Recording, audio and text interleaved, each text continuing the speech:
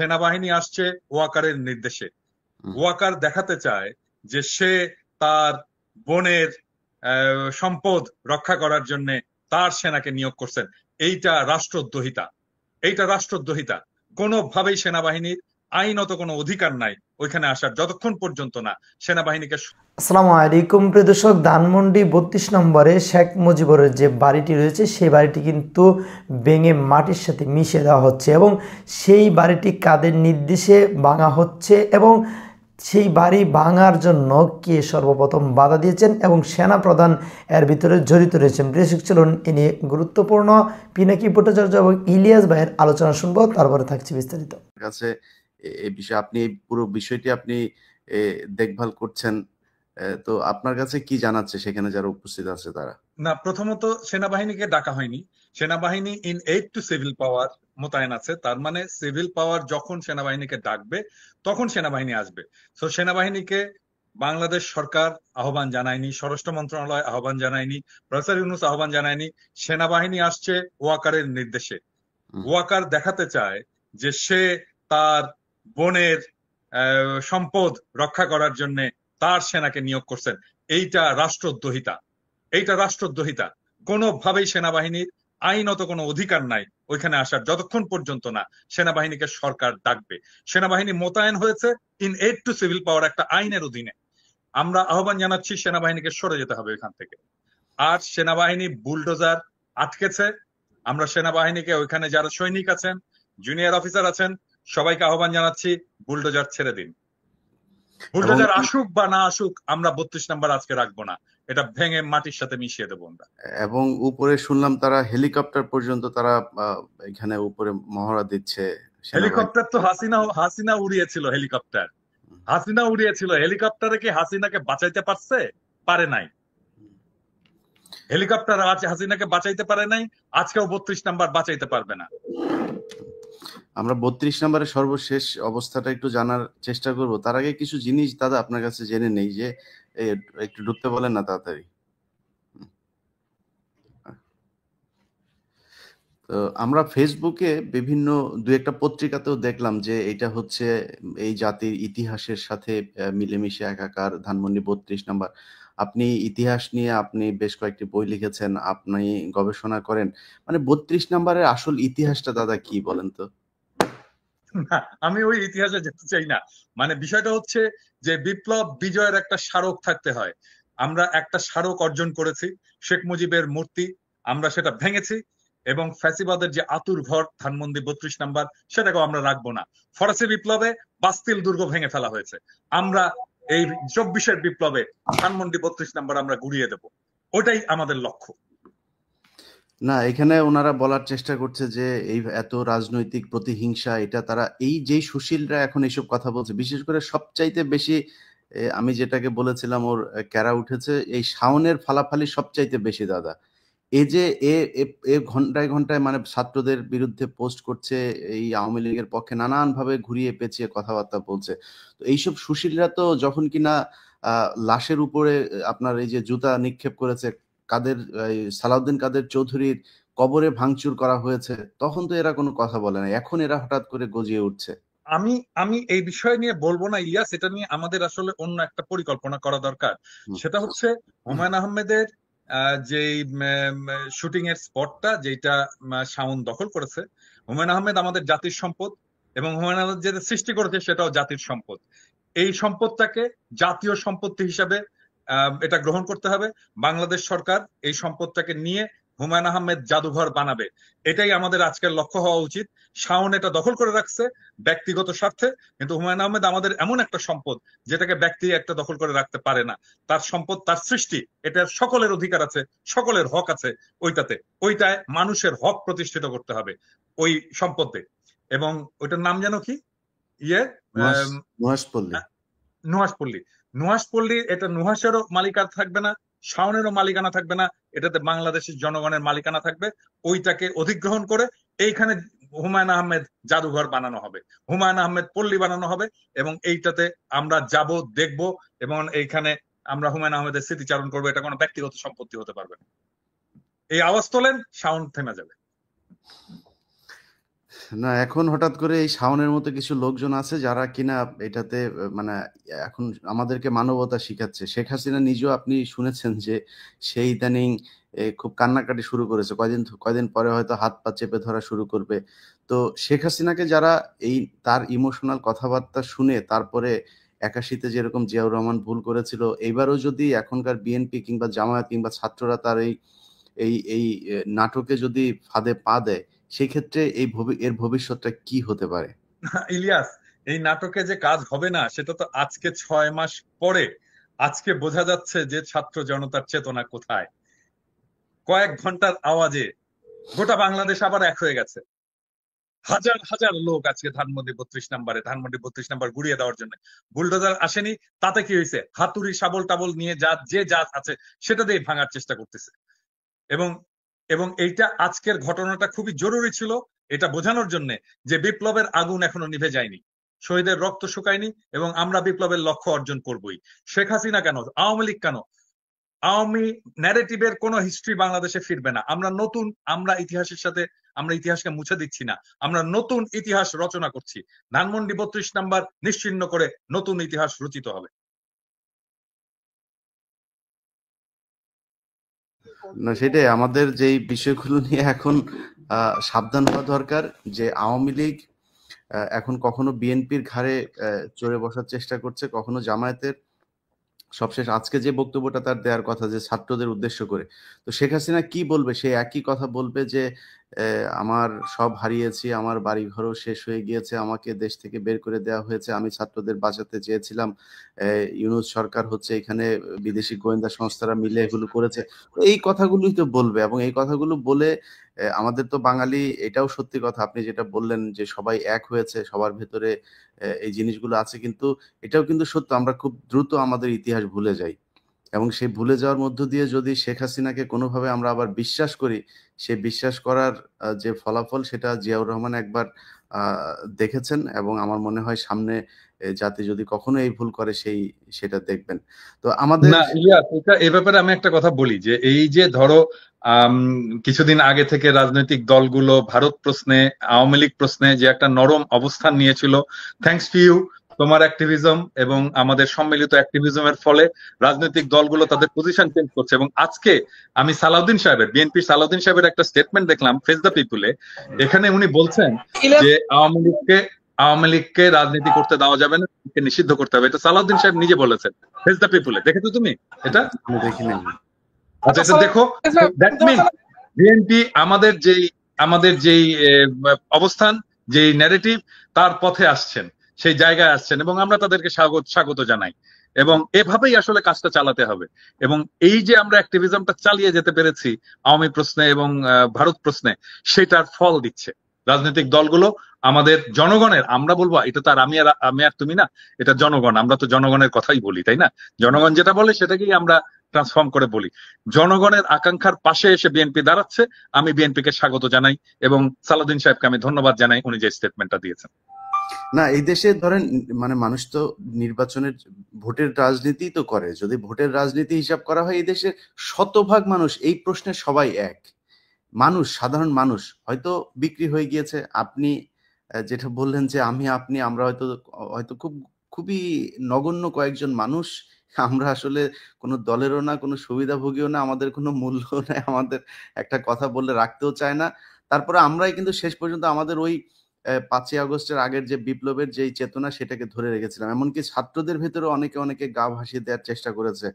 তো এই যে এই রাজনৈতিক দলগুলো যে আপনার এই প্রশ্নে তারা কিছুটা শিথিল হলো, তারা তো এই জায়গাটায় থাকলে আপনার বা আমার ভিডিও মানুষ কেন দেখে? আমরা আজকে যদি যে কথাগুলো এখন বলছি তার বিপরীত ধরনের কথা যদি বলি, কালকে জনগণ আমাদেরকে গালাগাল করবে, আমাদের ভিডিও দেখবে না, কেউ আমাদের দেখবেন, পছন্দ কেউ করবে। দেখবেন, আমাদের কেউ আমাদের চেহারা ভিডিও দেখে দেখবে আসলে না, কেউ এখানে ভুলেই যাবে আমরা কেউ ছিলাম, ভুলেই যাবে।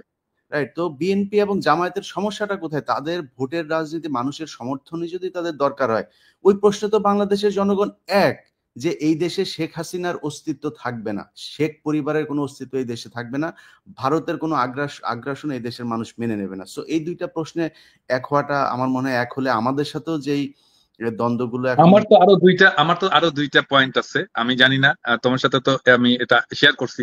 বাংলাদেশে একটা সাম্যের সমাজ চাই, বাংলাদেশে একটা ইনসাফের রাষ্ট্র চাই, আমার 4টা সিম্পল জিনিস। আই বিলিভ যে এটা তোমারও চাওয়া। না না, এটা সবারই চাওয়া। এরকম অনেক কিছু আছে যেগুলো কমন চাওয়া সবারই, আপনি এটার মতো এরকম হাজারো বলতে পারবেন, কিন্তু আমার কথা হলো যে এই কমন যে চাওয়াগুলো, এই চাওয়াগুলো নিয়েও কেন 5 তারিখের পরে আমাকে বা আপনাকে বা আমাদেরকে যুদ্ধ করতে হচ্ছে? এই জায়গাগুলোতে আমার মনে হয় বিএনপি, আপনি যেটা বলেন, আজকে যদি এই বক্তব্য দিয়ে থাকে, অবশ্যই তাদেরকে সাধুবাদ জানাই, এবং আমার বিশ্বাস যে জামায়াত ইসলামীও এই একই ধরনের বক্তব্যে অনড় থাকবে শেষ পর্যন্ত। তো আমি চেষ্টা করছিলাম দাদা 32 নাম্বার থেকে কয়েকজনকে লাইভে নিয়ে আসা, কিন্তু সমস্যা হলো এখানে নেটওয়ার্কের খুব সমস্যা হচ্ছে। টেলিভিশন গুলোও দেখলাম যে লাইভ করতে পারছে না, ওইখানে বাফারিং হচ্ছে বারবার। তো জ্যামার ট্যামার বসিয়েছে নাকি আবার কেউ? হইতে পারে, হইতেই পারে। এটা সেনাবাহিনীকে দিয়ে সবই সম্ভব, কারণ সেনাবাহিনী এই যে গোয়েন্দা সংস্থার যে চাল তারা চেলে যাচ্ছে নানান ভাবে সরকারকে একটা বেকায়দায় ফেলার জন্য। তো আরেকটা জিনিস দেখো, মানে যখন ওয়াকারের দূরভিসন্ধি নিয়ে আমরা বলা শুরু করলাম, সেই সময় সবাই এসে আমাদের উপরে চাপ দিল না? এমন ভাব যে ওয়াকার বিপ্লবের নেতা, নতুন জাতির পিতা, মনে আছে? এখন এই যে আজকে নেত্র নিউজ একটা নিউজ করছে যে এই সেনাবাহিনীর চাপে প্রফেসর ইউনূস আয়নাঘর ভিজিট করতে পারলো না। এই তখন যদি আমাদের পিছনে না লেগে সবাই মিলে আওয়াজটা তুলতাম, তাহলে তো আজকে এই অবস্থাটা হয় না। না সেটাই, আমরা তো চেয়েছিলাম সবাই এক হয়েই থাকতে। তো এই যে ধরেন আপনি বইমেলার অবস্থাটাই দেখেন, বইমেলাতে ই করলো। আচ্ছা, আমি মনে হয় অডিওতে, হ্যালো, সালাম, জি সাজিদ, আপনাকে সবাই শুনছে। হ্যাঁ, আমার মনে হয় আমরা ভিডিওতে যেহেতু আপনি কানেক্ট হতে পারছেন না, আমরা একটু ফোনেই বলি। আপনি কি অবস্থা ওইখানকার সব শেষ পরিস্থিতিটা একটু বলেন। আমরা এখানে প্রায় 50,000 উপরে মানুষ আছে, কিন্তু আমরা এখনো পর্যন্ত বুলডোজার ম্যানেজ করতে পারিনি, যার কারণে আমরা বাড়িটা ভাঙতে পারছি না। এই সাজিদ, বুলডোজার কলা বাগানে আমি তো বুলডোজার পাঠাইছি রে ভাই। আপনারা যান না, একটু সামনে যান, আপনারা একটু যান না, 5-10 হাজার লোক যান, বুলডোজারটা নিয়ে আসেন। ওই যে মিরপুর রোডের ওইখানে দেখেন সেনাবাহিনী থাকলে এদেরকে বুলডোজারের উপর দিয়ে চলে আসবেন।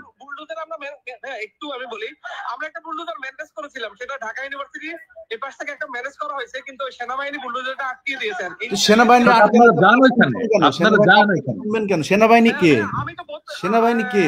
আমরা তো 32 নম্বরে আছি, কিন্তু ওই দিকে যারা আছে তারা এখন ওইটা নিয়ে আসতে পারেনি আর কি। আচ্ছা, আপনারা একটু প্রয়োজনে আগে যান, নিজেরা আগান, আপনারা একটু আগে যান, তাদেরকে নিয়ে আসেন। সেখানে সেনাবাহিনী বাধা দিলে সেনাবাহিনীর এটা দায়িত্ব দেওয়া হয় না এই সরকারের পক্ষ থেকে যে তারা এটা আটকায় দিবে। আর এখানে কোনো উপদেষ্টারা আমাদেরকে কোনো সহযোগিতা করছে না। এই সিটি কর্পোরেশনে কিছু বুলেট আছে, আসিফ মাহমুদ চাইলে আমাদেরকে সহযোগিতা করতে পারতো, কিন্তু তিনি আমাদেরকে কোনো প্রকার ভাই, ওনাদের সব কাজ তো আর, ওনাদেরও তো অনেক কাজ আছে, ওরা তো আর সব কাজ আপনারা এখানে এসে করে দিবে না। এখন এই কাজটা আপনারা করেন, যেহেতু বুলডোজার আসছে এবং বুলডোজার। আচ্ছা, এমনিতে 32 নম্বরের অবস্থা কি, এটা একটু বলেন, ওইখানে কি হচ্ছে? 32 নম্বরে বিল্ডিং এর মধ্যে আগুন চালিয়ে দিচ্ছে জনতা, আর এখানে 50,000 উপরে মানুষ আছে আর কি। আচ্ছা, ইলিয়াস, আমাকে একটু যেতে হবে, আমার এখানে ওকে, চালাও, যদি হয় হোয়াটসঅ্যাপে আমাকে জানিও। হ্যাঁ ঠিক আছে, আপনি জানতে পারেন, ঠিক আছে। আমি চেষ্টা করছি ওখানে কিছু লাইভ করার জন্য। আচ্ছা সাজিদ ভাই, আচ্ছা আপনি একটু থাকেন আমাদের সাথে, আর চেষ্টা করেন যতটা আমি লাইভে কানেক্ট করার চেষ্টা করছি, কিন্তু এখানে ইন্টারনেট অনেক স্লো আর কি, যার কারণে আমি লাইভে কানেক্ট করতে পারছি না। তারপর আমি যদি লাইভে কানেক্ট করার চেষ্টা করলে আপনাদেরকে এখানে পরিস্থিতিটা তাও আমি আপনার দর্শককে দেখাবো আর কি, ইনশাআল্লাহ। ওকে, জি ভাই, আসসালামু আলাইকুম। ঠিক আছে প্রিয় দর্শক, আমরা আরো কিছুক্ষণ লাইনে থাকবো। তো যে জিনিসটা দেখাইতে চাচ্ছি, যে কারণে এটার আসলে মূলত আমি এবং পিনাকিদা আমরা যে কারণে মনে করলাম লাইভটা করা দরকার, যে জনগণের সাথে আমাদের থাকাটা মনে হয় জরুরি, এবং এটা জানানো দরকার যে ছাত্ররা একা না, এবং ছাত্র জনতা যারা এখানে আজকে এই এই এই বিষয়টাতে যারা নেতৃত্ব দিচ্ছেন, তাদের সাথে আমরা বাংলাদেশের মানুষজন আমরাও আছি। সো আমাদেরকে এটা মনে করবার কোনো কারণ নাই সেনাবাহিনী বা পুলিশ কেউ এসে তারপরে তাদেরকে বাধা দেবে আর তারা চুপ করে থাকবে। আপনি আজকে বাধা দেবেন, কালকে এটা আরো জোরালো যাবে, আরো জোরালো কর্মসূচি নেওয়া হবে। আপনি কি করবেন তখন? মাঝখান দিয়ে আপনার এই যে আপনি যে করলেন, এই যে এই কাজগুলো যে করলেন, এটা আমরা জেনে রাখবো। সো আমার মনে হয় সেই কাজটা সেনাবাহিনী বা পুলিশ বা সরকার কেউই করবে না। জনগণ চায় না এই দেশে শেখ পরিবারের কোনো অস্তিত্ব থাকুক, এই দেশে থাকবে না, ব্যাস। আমরা দেখি, আমি আপনাদেরকে যারা ধানমন্ডি 32 নম্বরে যদি কেউ থেকে থাকেন, আমি শুধুমাত্র আপনাদের কাছে অনুরোধ, আমি লিঙ্ক শেয়ার করে দিচ্ছি। আপনাদের কাছে অনুরোধ যে আপনারা ধানমন্ডি 32 নম্বরে থাকলে এখানে জয়েন করবেন, অন্য কেউ এখানে জয়েন করার দরকার নাই। সো এই অনুরোধটা রাখবেন, অন্য জায়গা থেকে কেউ ঢুকবেন না। আমি লিঙ্ক দিয়ে দিয়েছি কমেন্টে, সো আপনারা কমেন্ট থেকে ঢুকতে পারেন। যারা ধানমন্ডি 32 নম্বরে আছেন সেখানে থেকে আমাদের সাথে ভিডিওতে যুক্ত হতে পারেন। হ্যালো ভাই, ড্রাইভের লিঙ্ক দেন, গুগল ড্রাইভের লিঙ্কটা দেন।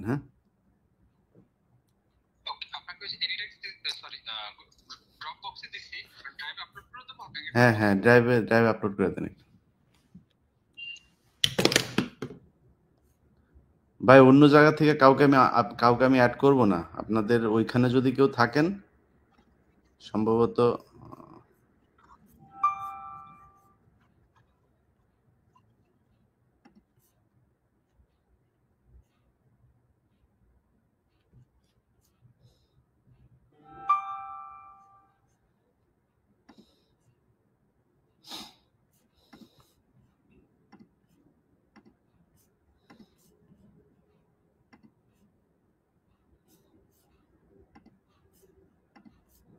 আমরা চেষ্টা করছি যে ধানমন্ডি 32 নম্বরে যদি কেউ থাকে তাকে কানেক্ট করাতে।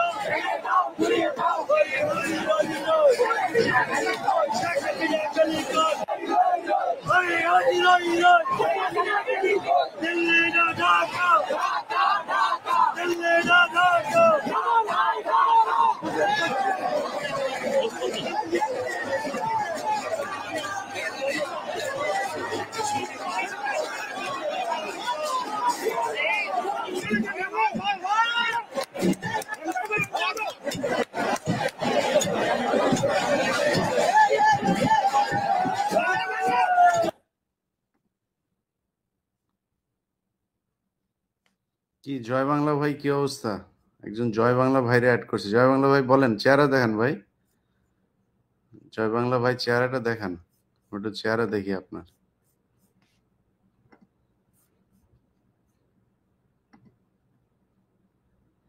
আমরা ধানমন্ডি 32 নম্বরে কি হচ্ছে সেই বিষয়গুলো আপনাদের দেখাচ্ছি। জয় বাংলার ভাই চেহারা দেখায় না, কথাও বলে না, আউট করে দিলাম।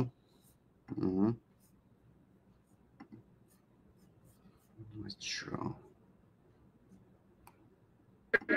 এটা দেখে দেওয়া যায় না।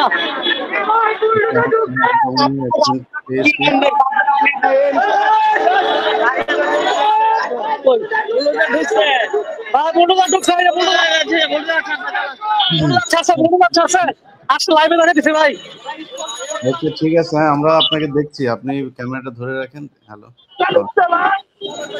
এখন আমরা আবার 32 দিকে যাচ্ছি ইনশাআল্লাহ।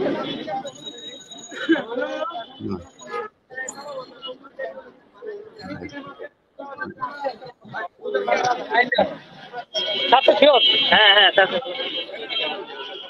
মিটিং হচ্ছে, মিটিং কি অবস্থা?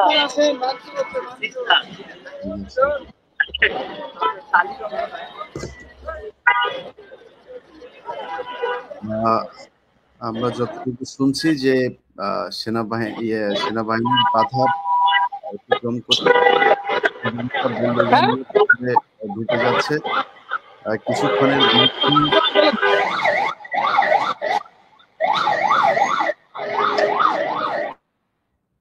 কিছুক্ষণের মধ্যেই আশা করি ধানমন্ডি 32 নম্বরকে জয় বাংলা করা হবে। আবুল হাসান ভাই, আপনাদেরকে আমি দেখছি কিন্তু দর্শক দেখছে না ভাই। আজকে আমরা এই বিষয়টা নিয়ে আছি তো আপনাদেরকে আজকে কানেক্ট করতে পারছি না, এই জন্য দুঃখিত। পরে ইনশাল্লাহ একদিন কথা হবে। একবার জি জি বলেন। আসসালামু আলাইকুম ভাই, আমি আপনাকে সালাম না দিয়ে পারলাম না, আপনি আমাদের কলিজার ভাই। অনেক আমরা আজকে যে হ্যাঁ হ্যাঁ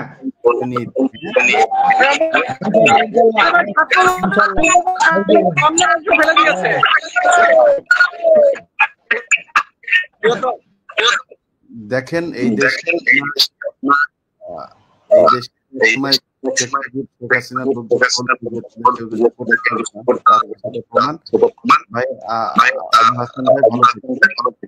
জি, আল্লাহ হাফেজ। মিজানুর রহমান ভাই, আপনি অনেকক্ষণ ধরে জ্বালাইতেছেন, বলেন ভাই কি হয়েছে বলেন। আসসালামু আলাইকুম ভাইয়া, ভালো আছেন আপনি? কলিজার টুকরা ভাই আমার, আপনার আমাদের বাংলাদেশ সবার পক্ষ থেকে অসংখ্য ধন্যবাদ। ঈদ মোবারক ভাই, ঈদ মোবারক। হ্যাঁ ভাই ঈদ মোবারক। আমরা 5 তারিখে গেলাম ঈদ মোবারক, সংসদ ভবনে গেলাম, যেহেতু আমরা গণভবনে যাইতে পারি না, রামপুরা থেকে ডাইরেক্ট মিছিল নিয়ে সংসদ ভবনে গেলাম। পুরো আন্দোলনে ভাই অ্যাক্টিভ ছিলেন আপনারা, আমরা উপদেষ্টা হিসাবে দেখতে চাই, এবং আপনি অতি দ্রুত বাংলাদেশে চলে আসেন। আমরা হাজার হাজার ভাই আপনার ভক্ত আছি, হাজার হাজার লক্ষ লক্ষ মানুষ আপনার ভক্ত আছি। আপনারা আমরাও, আমি যাইতে চাই না, আপনি দেখতে চান, এটার জন্য আপনাকে ধন্যবাদ। হ্যাঁ, আমাদের যেটা কাজ ভাই আমরা সেটা করি, যাদের উপদেষ্টা হওয়ার কাজ তারা উপদেষ্টা হোক। তো দোয়া করেন, ভালো থাকেন। হ্যাঁ দেখেন ধানমন্ডি আপনাকে পিনাকি দাদাকে আমরা বাংলাদেশের সবাই দেখতে চাই, উপদেষ্টা হিসেবে দেখতে চাই। আপনি দ্রুত আমাদের সাথে বাংলাদেশে চলে আসেন। বাংলাদেশে যে কোনো সময় দেখতে পারেন, আমরা অপেক্ষায় আছি। তারেক রহমান যদি ভাইয়া আপনার ওই ভিডিওটা আমার এখনো মনে পড়ে যে আপনি বিমানে থেকে বলছেন শেখ হাসিনা যেদিন পালাইব ওই দিন বিমানে করে আপনি এয়ারপোর্টে সালাম দিয়ে নামবেন, ওইটার কথা এখনো মনে পড়তেছে যে ভাইয়া। ইনশাল্লাহ আমরা তারেক রহমানের অপেক্ষায় আছি, তারেক রহমান দেশে ঢুকুক, তারপর ইনশাল্লাহ আমরা যাবো।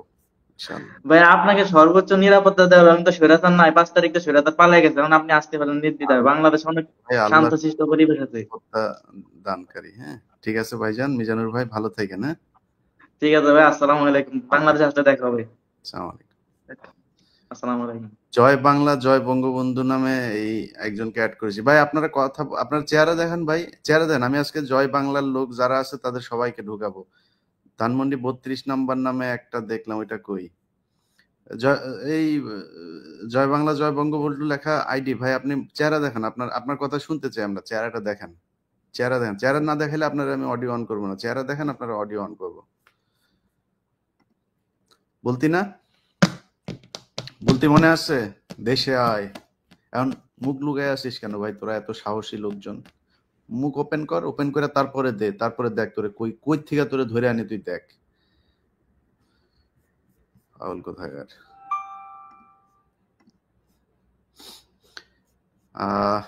প্রিয় দর্শক, আমরা আমরা আমরা আমরা আমরা আরো কিছু ইয়ে দেখি, অবস্থা দেখি, ওইখানে আরো কিছু অবস্থা দেখি।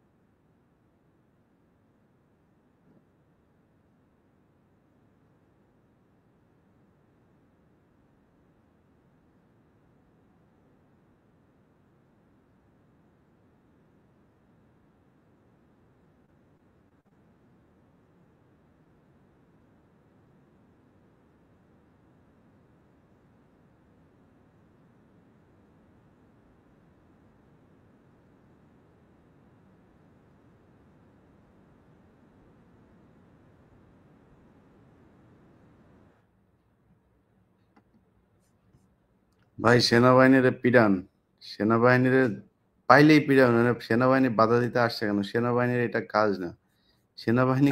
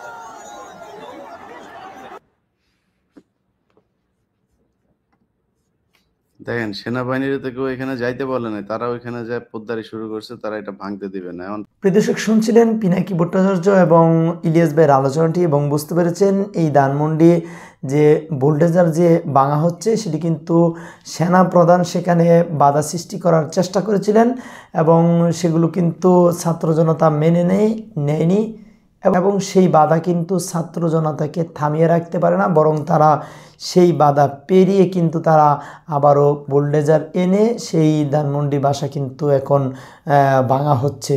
অতএব আমাদের এই বিষয়টা আসলেও হঠাৎ করে আমাদের মাথায় ছিল না যে ধানমন্ডির 32 নম্বরের বাসাটি শেখ মুজিবের বা আওয়ামী লীগের একটি যে বড় ধরনের দিয়ে নিশানা বা একটি স্মৃতি, সেটি আসলেও এতদিন ভাঙা হয়নি, এখন কেন ভেঙেছে, এটি কিন্তু অনেকের প্রশ্ন উঠেছে। আমি একটি কথা বলতে চাই, আওয়ামী লীগ কিন্তু এখনও বসেনি। আসলে তারা অপরাধ করেছে, মানুষ হত্যা করেছে, গুম করেছে, মানুষকে এই দেশের মানুষের উপর জুলুম করেছে, এটি তারা স্বীকার করছে না, বা তাদের যে অপরাধ সেই অপরাধ কিন্তু তারা স্বীকার করছে না। অতএব হাজারো মানুষের সামনে তারা অপরাধী, সেই অপরাধ তারা স্বীকার না করে বরং আরও পাল্টা জবাব নিতে যাচ্ছে এদেশের মানুষের উপর। এ দেশের মানুষের উপর আপনারা পাল্টা প্রতিশোধ নেওয়ার জন্য হয়ে লেগেছেন। এবং শেখ হাসিনা ভারতে বসে তিনি আজকে কিন্তু এই অবস্থা হওয়ার একটি কারণ, তিনি